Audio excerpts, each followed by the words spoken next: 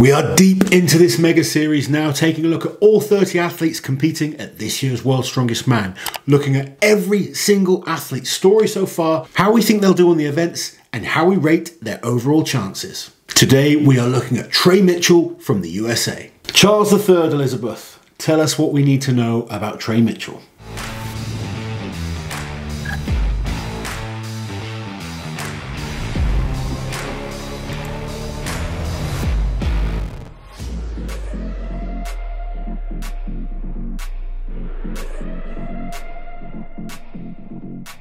So Trey really burst onto the international strongman scene when he won the 2017 official strongman games, ahead of fellow World's Strongest Man competitor Kevin Ferris, who was in second. That win qualified him for a Giants Life competition, and he competed in the 2018 Giants Life North American Open, beating experienced athletes such as Rob Kearney and Mark Felix, and also upcomers like Evan Singleton and Kevin Ferris.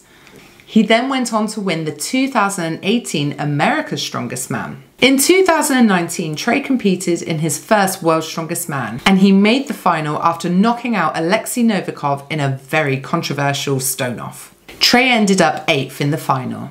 The 2020 World's Strongest Man wasn't such a good year for Trey when he failed to make it into the stone-off after placing 4th in his group. But since then, he's gone on to achieve some fantastic results. At the 2021 Worlds, he made the final and he placed 4th overall. He then went on to win the Shaw Classic, which is a grueling 2-day competition with 8 events and a ridiculously stacked lineup of 16 competitors. And he placed 3rd at his first Giants Life Arena show when he competed at the Arnold UK. So Trey Mitchell is no slouch, is he? In fact, he is an inspiration in the sport, because I remember the Wuss Bahrain deadlift was inspired by the fact that Trey loaded his own barbell when he did during the feats of strength. Yes. Yeah, Trey was out on his own, no one to help him at all, and they thought we didn't get inspired by that and make the deadlift. The less we talk about the deadlift, the better, but we will talk plenty about Trey Mitchell because he's a fantastic athlete. He has had an incredible few years and he needs to be taken seriously for the 2022 World's Strongest Man.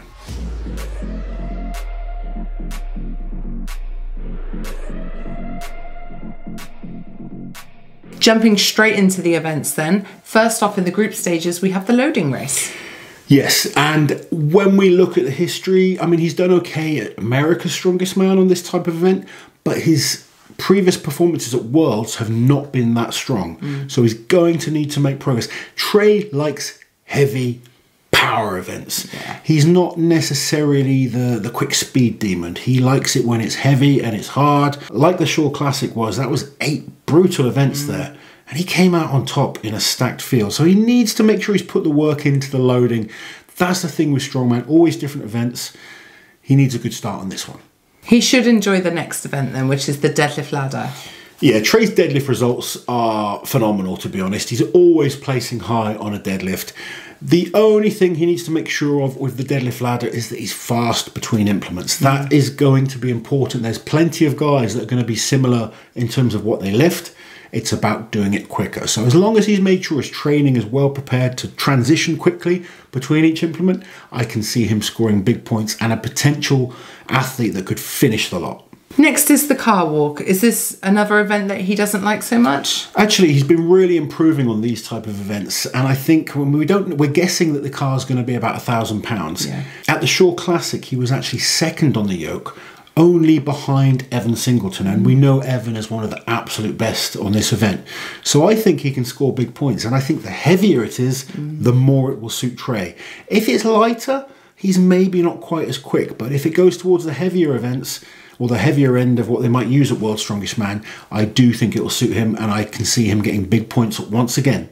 So another more static event next in the log lift for reps. Absolutely. And weirdly, we don't have any real results to go on based off reps. Okay. But he was first on the log for max at the Shore Classic. He was second on the log for max at World's Strongest Man in the final last year. He's clearly got strong shoulders.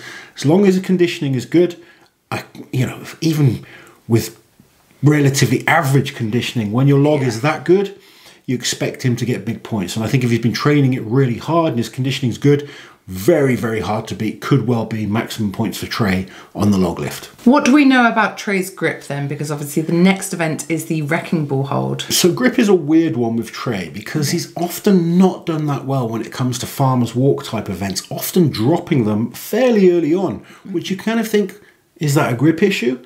But when he did the Hercules hold at the Arnold's UK last year, he came fourth, and that was behind Mark Felix, Evan Singleton and JF Caron, who are all really well known for having superb grip. So his grip is good when it comes to just holding. He seems to have an issue with having... Trey has massive legs. Maybe it's the walk part. I think the issue is that he's got such big legs that they probably knock into the farmers quite a lot, which then opens up the hands. But when we're talking just solidly grip, he's actually pretty good, and the results show that. So Trey is an athlete that is very likely to find himself in a stone off, and I say that as a compliment because it's such a stacked field this year. So good chance of him being second or third in the group. And we know he's great. And he's even got a chance of winning the group. Yeah. You know, I don't really, other than the loading, when we look at the history, but I still think he could come and place well in that. There's no weaknesses there. No. He's got lots of good events, and he has the luxury of knowing if he's not first, the stone off is a very good event for Trey. So I'm very confident that he can make the final. So we're going to take a look at the events for the final, see what we can do in those. So the final kicks off with the Kanek Medley, which is a box carry into a super yoke. Yeah, and I think this is a hard one to predict for Trey. I think he would prefer it if it was just a heavy yoke rather than the loading aspect.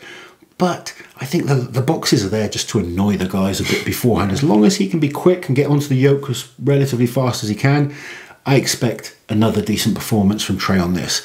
Again, don't expect him to win this, but somewhere around mid-table.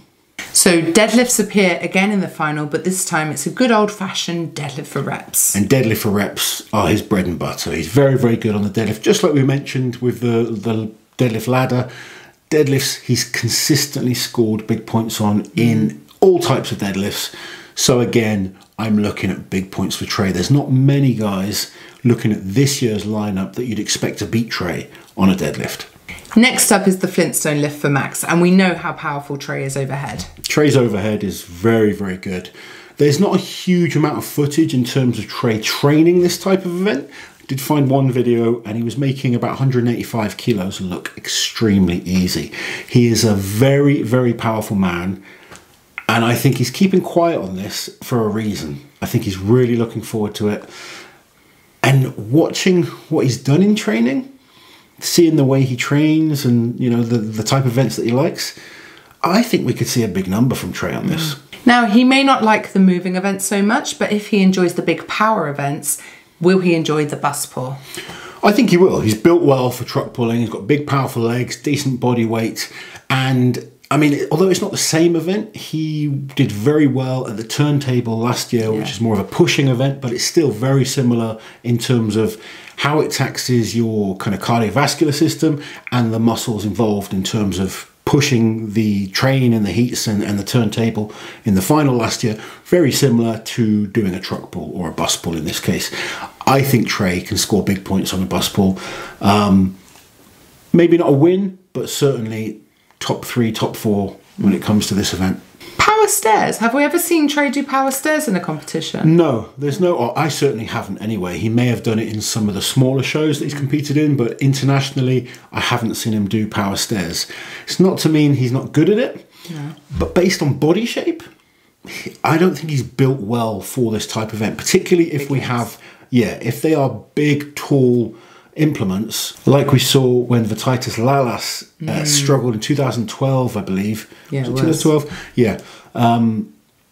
He's a little bit taller than Lalas, but still very similar build, huge legs, can get in the way. If they're a bit more compact, then I think he'll be okay. He's got the deadlift power that we know of.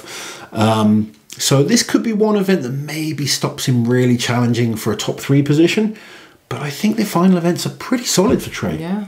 Okay, and then obviously it's ending on the Atlas stone, this time with a bit of a run-in. Do you think that run-in might affect Trey? Because we know he's great at stones. Yeah, he is great at stones, and I think when it comes to run-in, no run-in, it doesn't really matter. When it comes to the stones at World's Strongest Man, what matters is what position you're in. Yeah. Are you still fighting for a podium, big amount of prize money difference, or have you kind of given up the ghost and kind of, you know, decided to save your energy for another day? I think if Trey is in contention, his stones are going to be great. He's proven he can do stones many times before, lifts big, heavy stones well.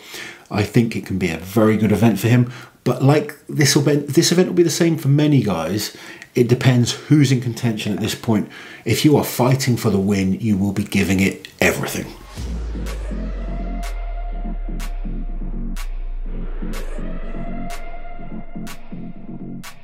Right, so that all sounded very positive, Lozzie. So presumably you're rating his chances quite high of doing well this year. I am. I mean, his most recent performance at the Arnold Classic, I think he underperformed a little bit for him. I'm not sure he was at his best then. I spoke to him and he was actually recovering from an injury. Okay. So which explained why he wasn't so good on a few of the events. Based on how he performed at World's Strongest Man last year, the Shaw Classic, you know, some of the other shows he's done exceptionally well in, I think he's got a chance. Now, he's not going to be the favourite like a Tom Stoltman or a Martin Zlissis or maybe even a Brian Shaw. But he is one of those guys that's on that outside fringe that they will be worried about. And if Trey comes in shape, he's proven already he can beat anyone. Won the Shaw Classic. That was a very tough competition. Yeah, it was. And I think if he can come in that kind of shape with that kind of confidence, Trey is a nightmare for anyone.